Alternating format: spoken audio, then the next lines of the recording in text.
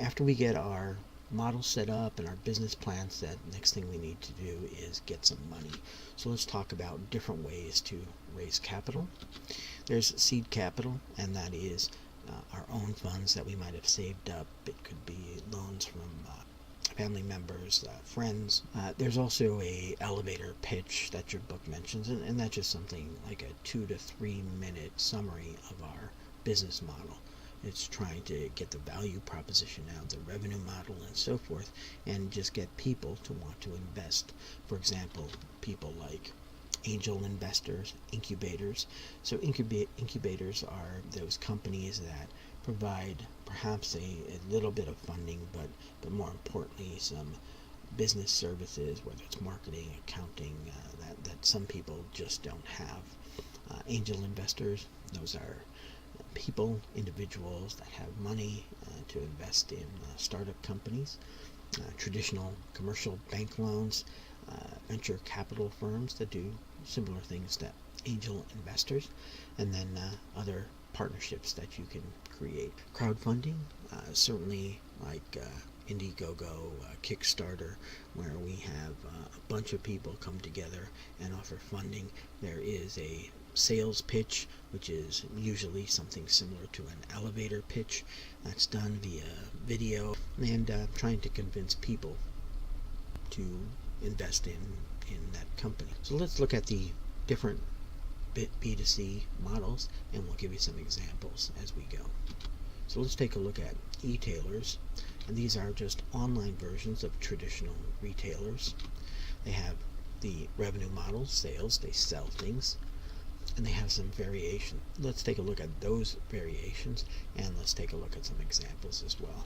So the first is a virtual merchant, sometimes called a pure play, meaning that they're only online. A good example of that would be Zappos.com, where you can purchase shoes, but they don't have a brick and mortar version of Zappos. The bricks and clicks, or clicks and mortars, include Best Buy, Walmart, Macy's. All of those companies have traditional brick and mortar stores and have the online presence as well. Catalog merchants like Harry and David, and these are more popular in Europe, but they are characterized by their stores having ways to order things but not having everything in stock, and certainly some of the produce and some of the stuff you order from Harry and David's and sites like that fall into this category. And then you can buy things directly from manufacturers, certainly like Nike, where you can get any kind of shoe and you can buy it direct from them. All of these different models for e-tailers are characterized by low barriers to entry, simply meaning it's not cheap to compete, but it's certainly less expensive and easier to do than, let's say, competing with Best Buy in the real world.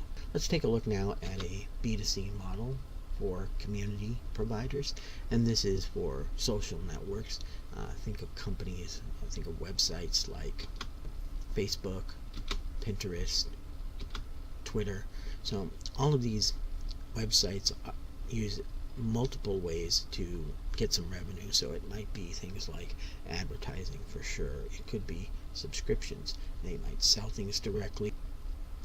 Next, we'll take a look at B2C models for content providers. So this is for digital content on the web. So for example, Hulu. And the revenue models here include advertising. So if you subscribe to Hulu, there are two different levels. There's the basic level, and for that you get access to the content, but then you also have to watch a commercial now and then they have a premium level where you're commercial free, and that does include a monthly subscription fee.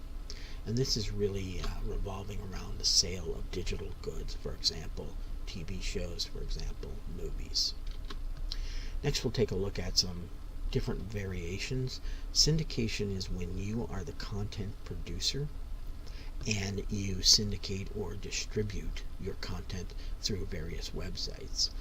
The aggregators are those websites that collect different content from content creators and put those in one place for people to look at, like Netflix, for example. Next, we'll take a look at portal sites. I'm going to try to take us to a site so we can see what this looks like. But this is a site that tries to be your starting off point for something. So Network Solutions is a portal for creating websites. So here we can see they have an option for you to start building your website. They have options here for you to use for web hosting, including merchant transactions.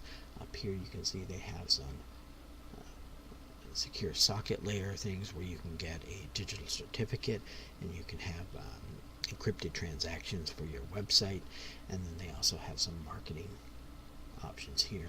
So this is kind of the portal for one-stop shopping for your web hosting, web creating needs. Next, we'll look at transaction fees. So these are called transaction broker sites, and their primary value proposition is saving you time and money. So examples would be orbits. Instead of having to go through a website for your plane, your flight, a website for your car, a website for your hotel, is kind of giving you some convenience and saving you some time for looking for all those separately. Other examples include financial services like stock trades, also job placement services. Next are the market creators like eBay. eBay is kind of unique because we have them listed here under B2C models. So certainly there are some businesses that use eBay to sell to customers, so B2C. Certainly there's parts of eBay where there are consumers selling to consumers, C2C, and eBay also offers a platform for creating stores inside their community. So eBay is a place where it brings buyers and sellers together. Their mission statement reads something like to create a marketplace where almost anyone can sell almost anything to anyone. And they do have some exceptions to that rule, but that's the market created by eBay. Kind of a more cutting edge market creator is Uber, that brings passengers together with private taxi cab drivers, and so it is a marketplace to bring the passengers to the taxi cab, the service providers. Next, let's take a look at some of the things we do online.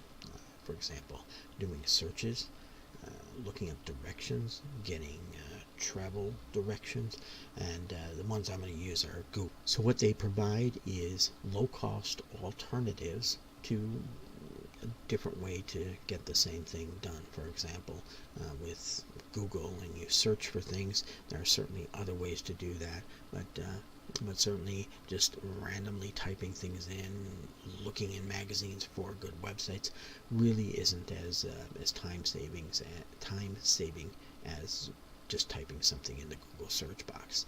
And obviously Google Maps is a good way to get directions.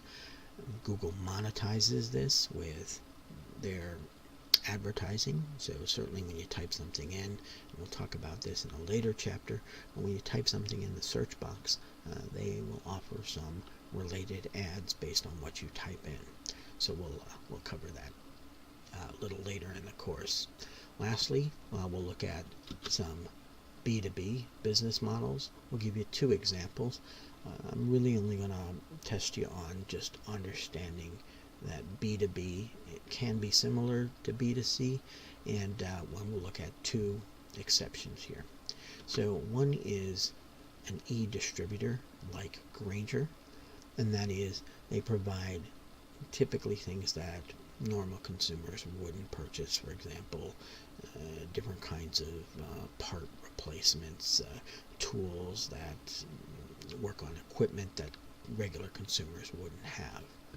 And then we have procurement sites. This is Ariba. It was bought by SAP, and you can see they do things like streamline the purchasing process for businesses. So if you have to buy a lot of stuff in your role with a company, instead of having to look individually at different websites, Ariba brings all of those different providers into one marketplace, so that the sellers can sell more and the buyers can get things either cheaper, most importantly, in one spot for convenience sake. The exchanges and the industry consortia is a marketplace created by either individuals or groups of people to facilitate, really from the supplier side, getting things organized. Thank you for listening. That's Chapter 2.